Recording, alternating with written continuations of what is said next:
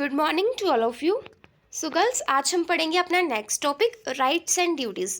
अब ये जो चैप्टर आपका ये थर्ड यूनिट का फर्स्ट चैप्टर है, सो मोस्ट इम्पॉर्टेंट भी आप बोल सकते हो, क्योंकि इस पर्टिकुलर चैप्टर में से पूरे चांसेस है कि क्वेश्चंस आएंगे पेपर में।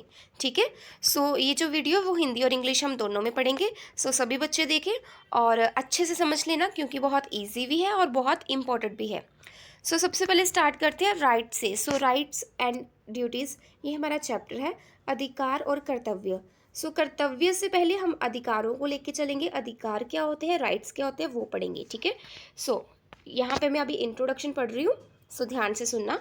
वर्तमान राज्य का उद्देश्य व्यक्ति के जीवन को अधिक से अधिक सुखी बनाना है, और इस उद्देश्य की प्राप्ति के लिए राज्य व्यक्ति को कुछ सुविधाएं प्रदान करता है। इस प्रकार जो सुविधाएं राज्य द्वारा व्यक्ति को दी जाती है उनको हम अधिकार कहेंगे। समझ आ गई बात, क्या है अधिकार? प्रेजेंट टाइम पे, आजकल के टाइम पे एक स्टेट का उद्देश्य क्या होगा कि वो अपने नागरिकों को ज़्यादा से ज़्यादा सुविधाएं दे, और ये जो जितनी भी सुविधाएं वो दी जाती है सरकार की तरफ से या फिर स्टेट की तरफ से नागरिकों को, उन्हीं को हम बोल देते हैं अधिकार। ठीक है, सो एक बार इंग्लिश में भी देख लेते हैं इसकी इंट्रोडक्शन। सो क्या लिखना आपने इंट्रोडक्शन में? सबसे पहले एक बात बता दूं आपको, इंग्लिश मीडियम वाले जो बच्चे हैं ना, वो वही लाइंस लिखना जिनको मैंने अंडरलाइन किया हुआ पेन के साथ। ठीक है, सो इजी रहेगा आपको, और मतलब इजी लैंग्वेज है ये वैसे भी। सो इंट्रोडक्शन में क्या आएगा? द मेन ऑब्जेक्टिव या फिर the main aim of modern state is to provide more and more facilities to its citizens. अब मॉडर्न जो स्टेट है हमारी, उसका ज़्यादा ध्यान या फिर उसका जो मेन एम है वो क्या होता है? ज़्यादा से ज़्यादा फैसिलिटीज़ देना, किसको? उसके सिटीजन्स को। ठीक है, and to improve their living standard, और उनके लिविंग स्टैंडर्ड को इम्प्रूव करना, तभी तो वो इतनी सारी फैसिलिटीज़ हमें देते हैं ना, सो डैट हमारा लिविंग स्टैंडर्ड थोड़ा हाई हो सके या फिर इम्प्रूव हो सके। And to make their lives more comfortable and happy. To achieve this aim, state provides many facilities which are terms as rights. इन्हीं जो फैसिलिटीज़ हमें सरकार की तरफ से, स्टेट की तरफ से दी जाती है, उन्हीं के लिए हमने एक टर्म यूज़ कर दी जिसको हम बोलते हैं राइट्स। ठीक है, सो ये थी हमारी राइट्स की इंट्रोडक्शन। अब इसके बाद आपने लिखना है कि ये जो अधिकार होते हैं इनके दो पक्ष हैं, मतलब टू एस्पेक्ट्स ऑफ राइट। अब राइट्स जो है उनके टू एस्पेक्ट्स कौन कौन से होंगे? सबसे पहला है निजी पक्ष, जिसको हम पर्सनल एस्पेक्ट बोलेंगे। सेकंड है सामाजिक पक्ष, जिसको हम बोलेंगे सोशल एस्पेक्ट। अब देखिए निजी पक्ष में क्या आएगा, इसका क्या मतलब है कि अधिकार व्यक्ति के निजी विकास के लिए आवश्यक है। क्यों आवश्यक है राइट्स? हमारे अपने विकास के लिए, हमारे पर्सनल है ना डेवलपमेंट के लिए। सो निजी पक्ष में आ जाएगा अधिकार व्यक्ति के अपने विकास के लिए ज़रूरी है। सामाजिक पक्ष में आ जाएगा परंतु अधिकारों का प्रयोग सामाजिक हितों के अनुसार किया जाना चाहिए। अब देखिए ये जो राइट्स है ना, इनको हमने जब यूज़ करना है, हमने तो अपने राइट्स को यूज़ करना है ना, बट हमारे राइट्स ऐसे होनी चाहिए कि जो हमारी सोसाइटी की वेलफेयर के लिए हो, ना कि उनके अगेंस्ट। समझ आ रहे? समझ आ गई आपको? जैसे देखो फॉर एग्जाम्पल, लोकतंत्र में नागरिकों को विचार प्रकट करने का अधिकार है ना। अब देखिए हमें पूरा मतलब राइट है, डेमोक्रेसी, हमारी कंट्री डेमोक्रेटिक कंट्री है। सो हमारी कंट्री में, डेमोक्रेटिक कंट्री में सिटीजन्स को पूरा राइट होता है कि वो कुछ भी क्रिटिसाइज कर सकते हैं अपनी गवर्नमेंट को, अपने सिस्टम को। सो इसका मतलब ये हमारा राइट हो गया है ना। सो इसका ये मतलब ये तो नहीं है ना कि हम कुछ भी बोल दें, किसी के अगेंस्ट भी कुछ भी बोलना स्टार्ट कर दे कभी भी, क्योंकि वो जब हम कुछ गलत बोलेंगे वो हमारी सोसाइटी के अगेंस्ट होगा। सो ऐसा कुछ नहीं करना। ठीक है, सो ये हो जाता है सोशल एस्पेक्ट, या फिर जिसको हम बोलते हैं सामाजिक पक्ष, कि हमारे अधिकार हमारे तक सीमित रहे, हम अपने अधिकारों से, हम अपने राइट्स का यूज़ करके सोसाइटी के अगेंस्ट कोई काम नहीं करें, कुछ भी ना करें। ठीक है, सो सेम वैसे ही इंग्लिश में भी देख लेते हैं टू एस्पेक्ट्स ऑफ राइट्स। सो यहाँ पे भी सेम वही, पर्सनल और सेकंड है सोशल। अब पर्सनल एस्पेक्ट्स में क्या आता है? It means that rights are necessary for the personal welfare of the individual. अब ये जो पर्सनल एस्पेक्ट है वो ये बोलता है कि हमारे पर्सनल वेलफेयर के लिए, एक इंडिविजुअल पर्सन के पर्सनल वेलफेयर के लिए जो राइट्स जरूरी हैं उनको हम इंक्लूड करेंगे पर्सनल एस्पेक्ट में। अब सोशल एस्पेक्ट क्या होगा? but it is necessary to use these rights for the welfare of society। अब देखो ये नेसेसरी हो जाता है कि हमारे जो राइट्स हैं हम उनको यूज़ करेंगे कैसे? वेलफेयर के लिए सोसाइटी की। This is the social aspect of rights. Same वही एग्जांपल जो मैंने अभी बताई थोड़ी देर पहले, कि अगर हमें एक डेमोक्रेटिक कंट्री में पूरा पूरा अधिकार है कि हम कुछ भी बोल सकते हैं, हम अपने हमें राइट टू एक्सप्रेस मिला हुआ है ना, हम एक्सप्रेस कर सकते हैं अपनी फीलिंग्स को, अपनी लाइक अपनी सोच को, कुछ भी है ना। तो इसका ये मतलब नहीं हो जाता कि हमने कभी भी किसी को भी कुछ भी बोलना स्टार्ट कर देना है। सो ये हो जाता है सोशल एस्पेक्ट राइट्स का। अब इसके बाद देखते हैं इसकी डेफिनेशंस। सो आपने कोई भी 2-3 डेफिनेशंस जो भी आपको इजी लगे वो कर सकते हैं। जैसे वाइल्ड ने बोला है, अधिकार कुछ विशेष काम करने की स्वतंत्रता की उचित मांग है। मतलब हमने कुछ स्पेशल काम करना है और उसके लिए हमें, हमारी डिमांड है कि हमें अधिकार दिए जाएं। क्या कहा है वाइल्ड ने? वाइल्ड की आप डेफिनेशन पक्का लिखना। Right is the reasonable claim to the freedom as the exercise of certain activities. So ये एक रीजनेबल क्लेम है, ठीक है, हमारी फ्रीडम के लिए, सो डैट हम अपनी लाइफ में कुछ जो एक्टिविटीज करते हैं उसको पूरा कर सके। सो ये उसके बाद जो हमारा फर्स्ट टॉपिक बनता है इस पूरे चैप्टर में से, वो है नेचर या फिर करेक्टरिस्टिक्स ऑफ राइट्स। सो अब हम पढ़ेंगे कि राइट्स का नेचर क्या है, उसकी करेक्टरिस्टिक्स क्या है, या फिर आप बोल सकते हो इसके फीचर्स क्या है, ठीक है। सो फर्स्ट पॉइंट है, अधिकार केवल समाज में ही संभव है। Rights are possible only in the society. अब देखिए, ये जो अधिकार होते हैं, ये जो राइट्स होते हैं, ये आपको सिर्फ और सिर्फ सोसाइटी में ही दिए जाएंगे। अब ऐसा तो नहीं है ना कि आप सोसाइटी के बाहर, समाज से बाहर एक जंगल में रह रहे हो और वहाँ पे आपको राइट्स मिल जाएंगे। वहाँ पे तो कोई राइट्स नहीं मिलेंगे क्योंकि वो जंगल है। सो एनिमल्स होंगे, अब एनिमल्स देंगे कि आपको राइट, ऐसा कुछ नहीं होगा ना। सो राइट्स कहाँ पे दिए जाते हैं? एक सोसाइटी में रहते हुए एक समाज में ही दिए जा सकते हैं। सेकेंड पॉइंट है, अधिकार व्यक्ति के दावे होते हैं। मतलब rights are claims of the individual. So क्या होते हैं अधिकार? हमारे कुछ दावे, हम कुछ क्लेम करते हैं, कुछ डिमांड करते हैं अपनी सोसाइटी से, अपने स्टेट से, उन्हीं को हमने इंक्लूड कर दिया राइट्स की, या फिर हम बोल सकते हैं अधिकारों की लिस्ट में, ठीक है। उसके बाद थर्ड पॉइंट है, अधिकार राज्य द्वारा लागू और स्वीकार किए जाते हैं। सो राइट्स आर पॉइंट है, अधिकार समाज द्वारा मान्यता प्राप्त होते हैं। अब देखिए, अधिकारों को मान्यता कौन देगा? मैंने पहले ही बता दिया, हमने ऊपर वाले पॉइंट में डिस्कस किया, स्टेट या फिर सोसाइटी। सोसाइटी ही अधिकारों को मान्यता देती है, क्योंकि अधिकार क्या है? ये सोसाइटी की ही कुछ डिमांड्स होती हैं स्टेट से, ठीक है, जिनमें कुछ वेलफेयर, जन कल्याण छिपा होता है, सो डैट हमें हमारी सोसाइटी, हमें हमारा स्टेट वो अधिकार देते हैं। उसके बाद फिफ्थ पॉइंट है, अधिकार असीमित नहीं होते। अब देखिए, अधिकार कभी भी, मतलब राइट्स कभी भी असीमित नहीं होंगे, बहुत मतलब एक लिमिटेड होंगे या फिर सीमित होंगे। कैसे? अब देखिए, फर्स्ट पॉइंट है, हम केवल वे अधिकार ही उपभोग कर सकते हैं जो समाज द्वारा मान्य है और राज्य जिनकी रक्षा करता है। मतलब हम सिर्फ उन्हीं अधिकारों को एंजॉय कर सकते हैं जिनको सोसाइटी ने मान्यता दी है और जिनकी रक्षा कौन कर रहा है? हमारा स्टेट, हमारा राज्य, ठीक है, हमारी पुलिस। सेकंड पॉइंट है, हम अपने अधिकारों का प्रयोग सामाजिक हितों के विरुद्ध नहीं कर सकते। सेम वही चीज़ आ गई कि हमारे राइट्स हैं, सो ये नेसेसरी है कि हम सोसाइटी के अगेंस्ट कोई भी काम नहीं करेंगे। सो ये तो हो गया कि हमारे राइट्स जो है वो असीमित नहीं होते, सीमित होते हैं, लिमिटेड होते हैं। नेक्स्ट पॉइंट है, अधिकार सबके लिए समान होते हैं। सो राइट्स जो है वो सबके लिए इक्वल होंगे। अब एक सोसाइटी में, एक राज्य में रहने वाले जितने भी अधिकार हैं वो सभी को एक जैसे ही मिलेंगे, चाहे वो अमीर है, चाहे वो गरीब है, चाहे वो गोरा काला, मतलब कुछ भी आप लगा लो। सो आप एक सोसाइटी में रहते हो, एक स्टेट के मेंबर हो आप, तो उस हिसाब के लोगों को सेम राइट्स दिए जाएंगे, ठीक है। अब सेम पॉइंट्स को इंग्लिश में डिस्कस करते हैं। फर्स्ट पॉइंट हो गया हमारा, rights are possible only in the society. So rights जो है वो कहाँ पे पॉसिबल है? सिर्फ सोसाइटी में।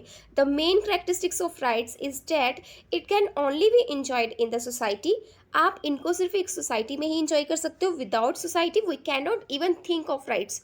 सो बिना सोसाइटी के हम राइट्स के बारे में सोच भी नहीं सकते। आप एक सोसाइटी में नहीं रहोगे, बाहर कहीं जाके रहोगे, तो वहाँ पे आपको कोई भी राइट्स नहीं दिए जाएंगे। सेकेंड पॉइंट है, rights are claims of the individual. अब देखो, ये होता है, मतलब अपनी एक डिमांड होती है, किससे? उसकी स्टेट से। He can ask for it in the present states. अब वो जो स्टेट है अपनी, उनसे बोल सकता है अपने अधिकारों के लिए। And when anybody tries to take away his rights he is punished by the law. अब कोई भी पर्सन अगर उसके राइट्स को, एक इंडिविजुअल के राइट्स को छीनने की कोशिश, राइट्स जो है वो एक इंडिविजुअल के क्लेम्स होते हैं, कुछ हमारी डिमांड्स होती है, किससे? स्टेट से। अब and when anybody tries to take away his rights he is punished by the law. और अगर कोई भी इंसान उन राइट्स को छीनने की कोशिश करेगा तो स्टेट या फिर हमारा कानून, हमारा लॉ उसको पनिश करेगा, ठीक है। सो ये हो गया सेकंड पॉइंट। थर्ड पॉइंट है rights are recognised and enforced by the states. अब देखिए राइट्स को रिकॉग्नाइज कौन करेगा, हमारी स्टेट, और सेम मतलब स्टेट ही इसको, स्टेट की ही पावर होती है इसके पीछे, क्योंकि स्टेट ही हमारे राइट्स को प्रोटेक्ट भी करती है, ठीक है, मतलब प्रोटेक्ट भी करती है। अब ये होगी हमारे 3 पॉइंट्स, आपने वही लाइंस लिखनी है जिनको मैंने मार्क किया हुआ है, ओके। सो फोर्थ पॉइंट है हमारा rights are recognised by the society. अब देखो राइट्स को सोसाइटी भी, हमारी सोसाइटी भी उसको रिकॉग्नाइज करेगी। These demands are accepted as rights by the society, क्योंकि हमारी ये जो डिमांड्स है इनको ही हमारी सोसाइटी ने एज राइट्स एक्सेप्ट किया है। And public welfare is the main motive behind these demands. और इन सारी डिमांड्स के पीछे मेन मोटिव क्या होगा, पब्लिक वेलफेयर, ठीक है। A person can not use his rights against the welfare of the society. अब कोई भी पर्सन अपने राइट्स को वेलफेयर, सोसाइटी के वेलफेयर के अगेंस्ट यूज नहीं कर सकता। सो ये हो गया हमारा फोर्थ पॉइंट। फिफ्थ पॉइंट है राइट्स आर नॉट एब्सोल्यूट। अब देखो ये जो राइट्स है ना वो कभी भी एब्सोल्यूट नहीं होते, मतलब अनलिमिटेड नहीं हो सकते।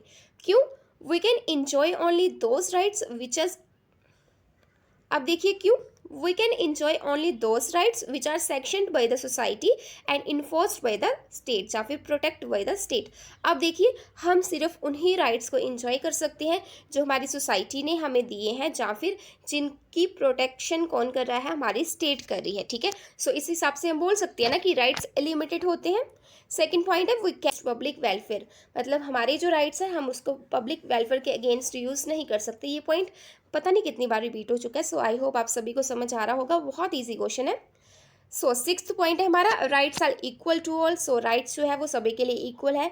एक स्टेट में रहने वाले हर एक बंदे के साथ किसी भी बेस पे कुछ भी डिस्क्रिमिनेशन नहीं किया जाएगा, मतलब कास्ट। सो अब देखते हैं नेक्स्ट पॉइंट।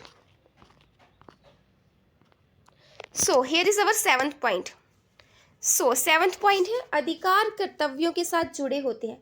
अब देखिए अधिकार और कर्तव्य, राइट्स और ड्यूटीज, जैसे आप बोलते हो ना एक ही सिक्के के दो पहलू हैं, जैसे हमने लिबर्टी और इक्वालिटी वाले चैप्टर में किया था ना, सेम वैसे ही अब होगा क्या। बहुत अच्छी एग्जांपल दी हुई है आपकी बुक में। ये एक रेल की दो लाइनों, नदी के दो किनारों और व्यक्ति तथा परछाई के समान सदा साथ साथ चलते हैं। अब देखो राइट्स और ड्यूटीज़ का कंपैरिजन किसके साथ किया हुआ है, रेलवे की, मतलब रेल की दो लाइनों के साथ, नदी के दो किनारों के साथ और व्यक्ति और उसकी परछाई के साथ, मतलब एक इंसान और उसकी शैडो के साथ इसका कंपैरिजन किया हुआ है। सो आप सोच सकते हो कि राइट्स और जो ड्यूटीज़ है वो एक दूसरे के साथ कितने ज़्यादा जुड़े हुए हैं। अब कैसे जुड़े हुए हैं, जब ये हम उनके रिलेशनशिप वाला क्वेश्चन पढ़ेंगे तो आपको ईजिली समझ में आ जाएगा। एट्थ पॉइंट है अधिकार समय के अनुसार बदलते रहते हैं। सो ये तो नॉर्मल सी बात है, कभी भी कोई चीज़ स्टेबल नहीं रहती है, according to time and situation वो चेंज होती रहती है। सेम वैसे ही जब इंडिया में इमरजेंसी की सिचुएशन आ जाती है, चाहे हम नेशनल इमरजेंसी की बात करें, मतलब जब भी इमरजेंसी की सिचुएशन आ जाती है तो क्या कर दिया जाता है, हमारे राइट्स को लिमिटेड कर दिया जाता है। अब मतलब बहुत करंट एग्जाम्पल, हम रिसेंट सी एग्जाम्पल लेते हैं, प्रेजेंट टाइम पे क्या चल रहा है। अब इंडिया में भी इमरजेंसी के टाइम पे हमारे जो राइट्स हैं उनको लिमिटेड कर दिया जाता है। अब इसकी बहुत रिसेंट से एग्जांपल ही लेते हैं, अभी कोरोना टाइम चल रहा है ना, आप सभी को पता है। सो प्रेजेंट टाइम पे क्या हो रहा है, वैसे ही हमें राइट है ना पूरा, हम कहीं पे भी जा सकते हैं, कहीं पे भी घूम फिर सकते हैं, कुछ भी खा पी सकते हैं। सो ये तो हमारे राइट्स थे ना। बट अभी क्या चल रहा है, अभी तो ये सारे राइट्स हमारी स्टेट ने, हमारी सोसाइटी ने हमसे ले लिए, क्योंकि अभी स्टेट की तरफ से क्या इंस्ट्रक्शंस आती है, घर पे रहो, stay home, stay safe, so that हमारे वेलफेयर के लिए, मतलब उनका ये पर्पस क्यों है, उन्होंने हमारे राइट्स को लिमिटेड क्यों किया, क्यों सीमित किया, क्यों हमें मना किया जा रहा है बाहर जाने से, या फिर हम अपनी मर्जी से घूम फिर नहीं सकते, कुछ खा पी नहीं सकते बाहर से, क्योंकि ये सब कुछ जो भी सोसाइटी या स्टेट करता है वो अपने सिटीजन्स के वेलफेयर के लिए करता है। सो जब भी ज़रूरत पड़ती है तब हमारी जो स्टेट है वो हमारे अधिकारों को सीमित कर सकती है। जैसे एक और एग्जांपल, एज अ कंपैरिजन, अगर आप कंपैरिजन करते हो एक डेमोक्रेटिक कंट्री का और एक डिक्टेटरशिप यहाँ पे है, तो उन दोनों देशों के मुकाबले में उस देश में जहाँ पे डेमोक्रेसी है वहाँ पे आपको ज़्यादा अधिकार दिए जाते हैं, ठीक है। सो ये हो गया कि टाइम और सिचुएशन के अनुसार आपके जो राइट्स हैं वो चेंज होते रहते हैं। नाइन्थ पॉइंट है अधिकार सामाजिक हितों के लिए प्रयोग किए जा सकते हैं। मतलब सेम वही चीज़ बहुत बार रिपीट हो चुकी है कि एक इंडिविजुअल पर्सन क्या क्या करेगा, अपने राइट्स को सिर्फ अपने लिए ही नहीं, इवन कि सोसाइटी की वेलफेयर के लिए भी यूज़ करेगा। ठीक है। सो 10th पॉइंट है, लास्ट पॉइंट है हमारा, अधिकार नैतिक और उचित होते हैं। ठीक है, मतलब ये मॉरल होते हैं, उचित होते हैं। सो क्योंकि ये हमारी वेलफेयर के लिए ज़रूरी है, हमारी डेवलपमेंट के लिए ज़रूरी है। अगर हमें अधिकार नहीं दिए जाएंगे, राइट्स नहीं दिए जाएंगे, सो आप इमेजिन भी नहीं कर सकते कि एक पर्सन का एक सोसाइटी में रहना कितना ज़्यादा डिफ़िकल्ट हो जाएगा। ठीक है। सो ये थे हमारे 10 पॉइंट्स, मतलब नेचर ऑफ द राइट्स, या फिर आप बोल सकते हो कैरेक्टरिस्टिक्स ऑफ द राइट्स। अब सेम पॉइंट्स को एक बार इंग्लिश में भी रीड कर लेते हैं। सो सेवन्थ पॉइंट हमारा, rights are bound with duties. So there is a close relationship between rights and duties. Same वही point, there are bound with duties. So there is a close relationship between rights and duties. Same वही चीज़ कि rights और duties के बीच में एक close relationship होता है। And they are two sides of the same coin. वही बात आ गई, ये एक ही सिक्के के दो पहलू है, क्योंकि एक व्यक्ति का अधिकार, एक व्यक्ति का राइट दूसरे की ड्यूटी हो सकता है। ठीक है। In short, my duties are the rights and my rights are his duties. सो ये हो गया हमारा 7th पॉइंट कि अधिकार और मतलब ड्यूटीज़ और राइट्स एक ही सिक्के के, एक ही कॉइन के टू साइड्स है, एक ही कॉइन की टू साइड्स है। सो 8th पॉइंट है हमारा, rights keep on changing. So rights जो है वो according to time and situation change होते रहते हैं। एमरजेंसी में क्या होता है, rights can be limited in India.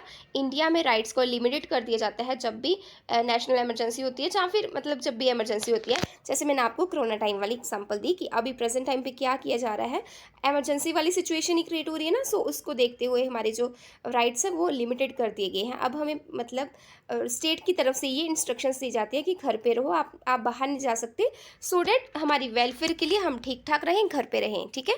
और अगर आप डिक्टेटरशिप और एक डेमोक्रेटिक कंट्री का कंपैरिजन करते हो, तो डेमोक्रेटिक कंट्रीज़ में ज़्यादा राइट्स दिए जाएंगे सिटीजन्स को। सो नेक्स्ट पॉइंट हमारा, rights can be used for social good. अब देखो ये बहुत बार पॉइंट रिपीट हो चुका है कि ये बहुत ज़रूरी है कि अगर हमें राइट्स दिए जाते हैं, क्योंकि ये सोसाइटी की तरफ से, स्टेट की तरफ से दिए जा रहे हैं। सो हमारी ये मोरल रिस्पॉन्सिबिलिटी है, मोरल ड्यूटी बनती है कि हम क्या करें, उसको कैसे यूज़ करें। अपने लिए तो करना ही है, बट उसको हमारी सोसाइटी के अगेंस्ट यूज़ ना करें। ठीक है। एंड 10th पॉइंट है हमारा, लास्ट पॉइंट है, rights are moral and reasonable. अब देखिए ये जो राइट्स हमें दिए जाते हैं सोसाइटी और स्टेट की तरफ से, ये मॉरल राइट्स होते हैं, हमारे विकास के लिए, हमारी डेवलपमेंट के लिए ज़रूरी है। सो इसलिए हम बोल सकते हैं कि राइट्स कैसे है, मॉरल है और रीजनेबल है। सो बस यही था हमारा क्वेश्चन आज का।